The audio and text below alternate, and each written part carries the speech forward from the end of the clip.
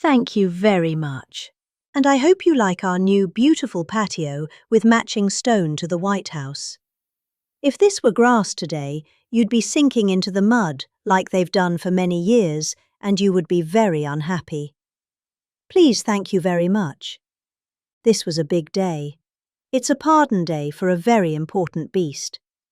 On behalf of the First Lady and the entire Trump family, I want to wish all Americans a very, very happy Thanksgiving. It's a great time of the year, and our country is doing really well economically, like we've never done before. Today we continue a time-honored American tradition. Well, that's a well-trained turkey. See how happy he is. In a few moments, I will grant a full, absolute and unconditional presidential pardon to two handsome Thanksgiving turkeys. And this is their lucky day. This is a lucky day for them. But before going any further, I want to make an important announcement. Because you remember last year, after a thorough and very rigorous investigation by Pam Bondi and all of the people at Department of Justice, the FBI, the CIA, the White House Counsel's Office, and the Department of Everything. We have a Department of Everything. You know what that is? I think that's called the White House. Into a terrible situation caused by a man named Sleepy Joe Biden. He used an auto pen last year for the turkey's pardon. So I have the official duty to determine, and I have determined that last year's turkey pardons are totally invalid. As are the pardons of about every other person that was pardoned, other than, where's Hunter? No, Hunter's was good. That was the one pardon, Pam, that was good, right? The rest of them are all invalid. I don't know what the hell you're going to do about that, but that's now. We're going to take a little of the joking. That is a mess, but they're hereby null and void. The turkeys known as Peach and Blossom last year have been located, and they were on their way to be processed. In other words, to be killed. But I have stopped that journey, and I am officially pardoning them, and they will not be served for Thanksgiving dinner. We saved them in the nick of time. This one has plenty of time, but they were saved in the nick of time. We're thrilled to be joined today by Vice President J.D. Vance, Second Lady Usha Vance, their daughter Mirabelle, and along with Attorney General Pam Bondi, Secretaries Marco Rubio, Scott Bessent, Pete Hegseth, Brooke Rollins, Howard Lutnick, Linda McMahon, Scott Turner, Administrator Lee Zeldin, who's done a great job. A nuclear power plant gets approved in less than a week. Okay, I'm only kidding, but pretty close to that. And we have more. Where is Lee? Stand up, Lee. One of my great superstars. Thank you. Used to take 20 years before you got rejected when you put in an application. Now we're doing them in a matter of weeks, right? And that's why we have the biggest plants anywhere in the world. We're leading in AI. We're leading in everything. Our auto plants are pouring back into our country. Wait till you see the jobs coming with them. But many of them are under construction. But Lee's done a great job in getting those approvals. I appreciate it very much. FBI Director Kash Patel, who's been very busy and doing a great job also. Thank you, Kash. Along with members of C, you got a following, Kash. Along with members of Congress, and in particular, I want to mention Jason Smith and David Royer. Where are those two guys? Come on, stand up, fellas. What good people. Jason knows more about the tax code than any living human being. He knows so much we don't even want to hear about it, right? Too complicated. We're going to make it a simpler code. But we did in the, great big beautiful bill was just passed. Your imprint's all over that, and it's amazing. The biggest tax cuts in the history of our country for middle-income people. The biggest tax cuts in the history of our country for middle-income people. And are the biggest jobs bill ever passed. And nobody thought we could get that one done. And I'm glad. And we actually put 4 years, actually probably 8 or 10 years, But we put 4 years' worth of material into one great big beautiful bill. So that worked out very well, and I want to thank everybody for working on it. JD, that was a great bill. You know, we were going to do it in small bills. We're going to have 18 bills and do it along the process. I'm glad, Scott, that we got it done, because dealing with these Democrats, I think that was our one shot, but we have it all in one great big beautiful bill. Thanks as well to the chairman of the National Turkey Federation and the CEO of Butterball. That's a big deal. Jay Jandran, where's Jay? Thank you. Stand up, Jay. Thank you very much. Along with his wife Leslie and their 3 children, as well as the farmer who raised these 2 magnificent birds. Travis Pittman and Wayne County, North Carolina. I won Wayne County by a lot. That means you had to vote for Trump. I think I won by 92%. I like Wayne County. They're doing all right, right? And this is like a record-setting turkey that's going to be saved. The turkeys being pardoned today go by the names of Gobble and Waddle. When I first saw their pictures, I thought we should send them I shouldn't say this. I was going to call them Chuck and Nancy, but then I realized I wouldn't be pardoning them. I would never pardon those 2 people. I wouldn't pardon them. I wouldn't care what Melania told me. Darling, I think it would be a nice thing to do. I won't do it, darling. These are 2 of the largest turkeys ever presented to an American president. Over 50 pounds each. It's the largest we've ever had. Those are big turkeys. Are they as good as the normal-sized turkey? Better or as good? Do they tend to be a little fatty? Maybe? No. He said no. He knows the turkey business. Anyway, despite their size, Secretary Kennedy has formally certified that these are the first ever Maha turkeys. I don't know if I agree with that. These are Maha. In other words, they could be fat, but they're still Maha. They've been fattened on a steady diet of grass, beef to allow the smoothies, and all of the other things that they've been eating for this occasion. This was a really big occasion, but they've eaten every fattening food that you can eat. We work like we wanted to really make them special, and they really are. They're like record-setting. I've never seen a turkey that big before. Are they violent at all? Will they attack as I walk over? Because if they were, I'll stay right up here. But as you know, we're a tough-on-crime administration. We are tough on crime. You know, our border had 0 people coming in for the last 7 months, right? 0. I mean, even I find that hard to believe to be. They had millions and millions of people pour into our border from prisons, from mental institutions, gang members, drug dealers. They poured in to our country like we were stupid people. We're not stupid people anymore. But nobody's ever seen anything.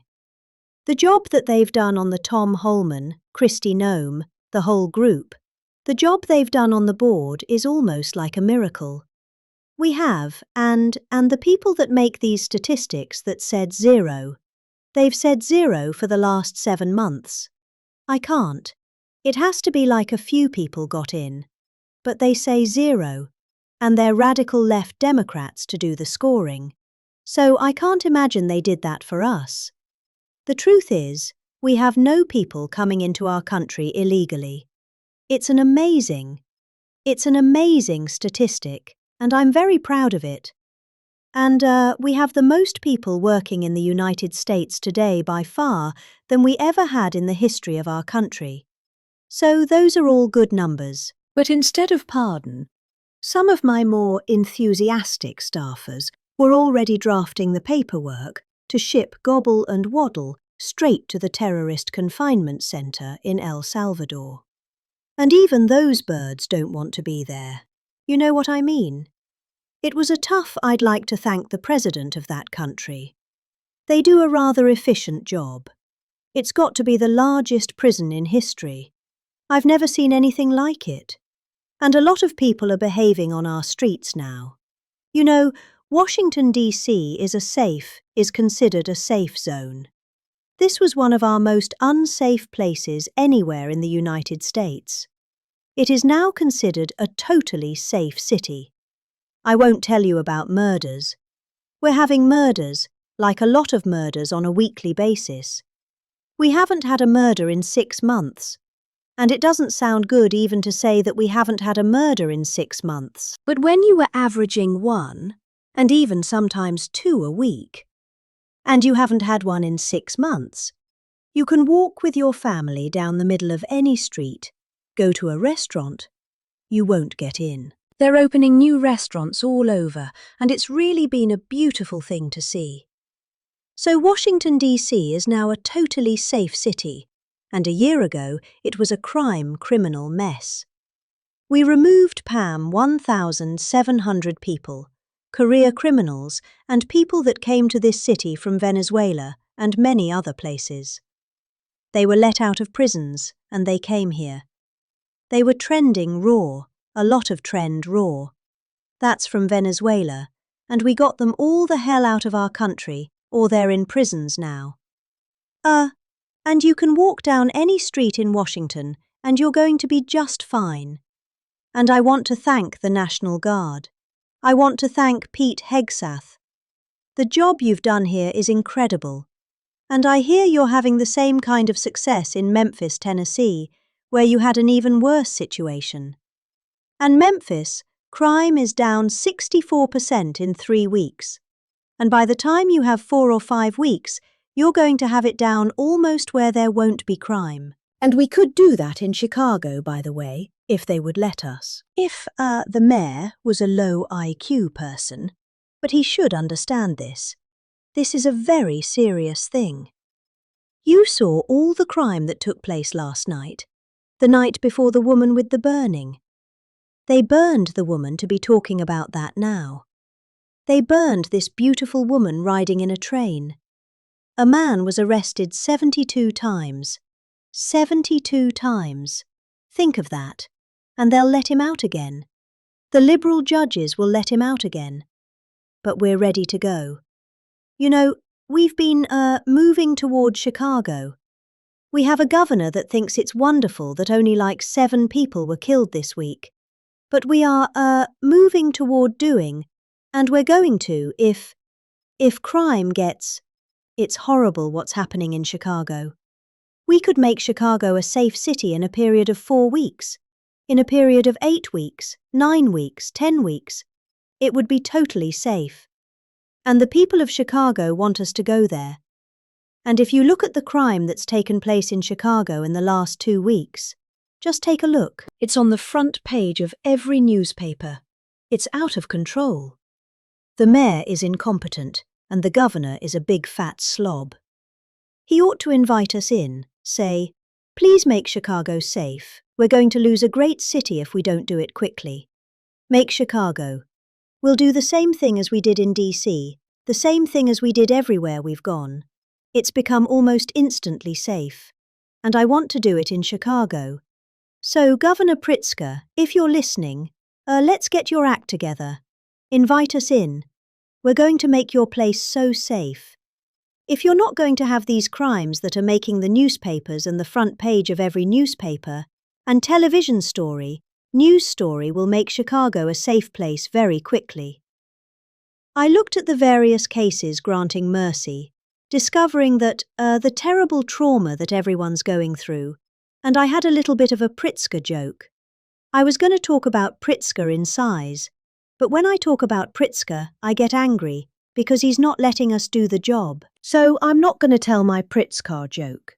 They have a very cute little joke. You know, some speechwriter wrote some joke about his weight. But I would never want to talk about his weight. I don't talk about people being fat. I refuse to talk about the fact that he's a fat slob. I don't mention it. On a more serious note, as we gather around the dinner table, I'd like to lose a few pounds too, by the way. And I'm not going to lose it on Thanksgiving. I can tell you that because I'm going to have a turkey. But it's not going to be that one. I hope all Americans will have the chance to enjoy the fellowship of family and friends and renew our faith in God's providence. 1 year ago, we were a dead country. 1 year ago, the King of Saudi Arabia said it to me.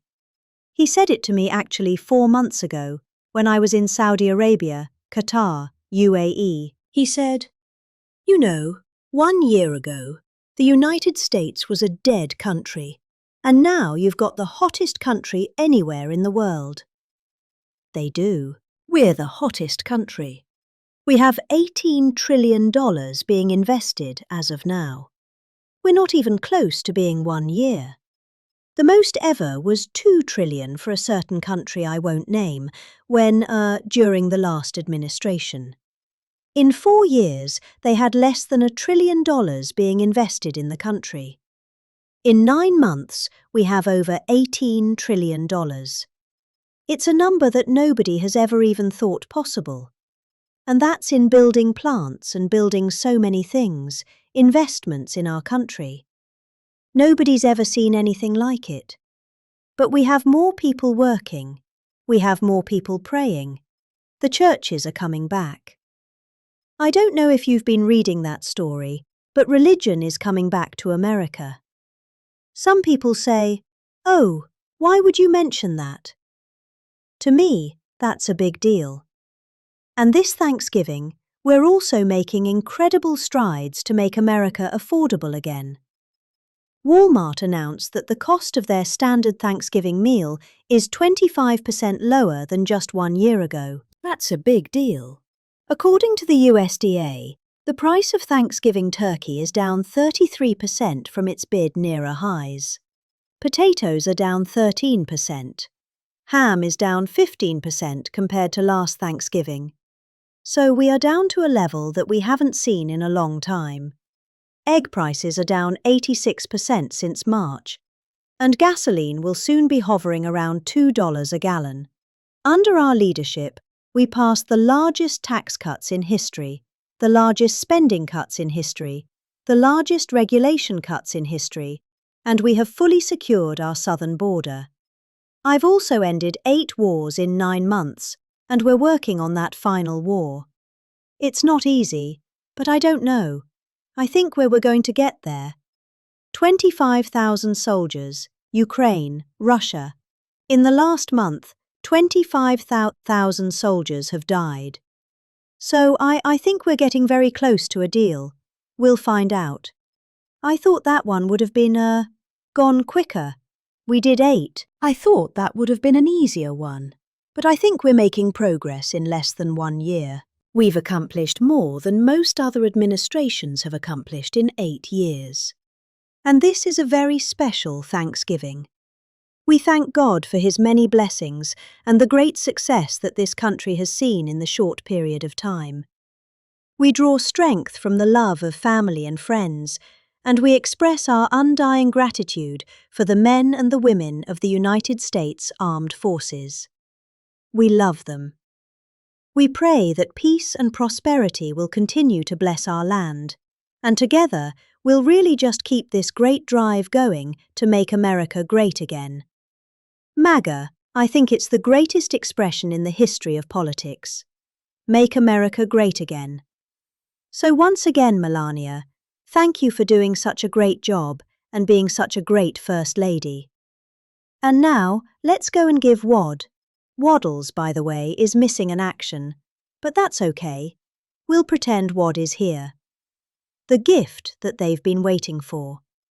And I'll move over, and I will just say very nicely, Gobble, your pardon. Come on, let's say it in front of Gobble. Thank you very much, everybody. Looks like a rather violent bird. Anyway, are you ready? Gobble. There you go. I just want to tell you this very important. You are hereby unconditionally pardoned. He said, Praise the Lord. Praise the Lord. There you go. Beautiful. That's great. Beautiful. Well, it's nice. Who would want to harm this beautiful bird? That's great. That's great. Thank you very much. Fantastic job. Thank you very much. Thank you. Thank you very much.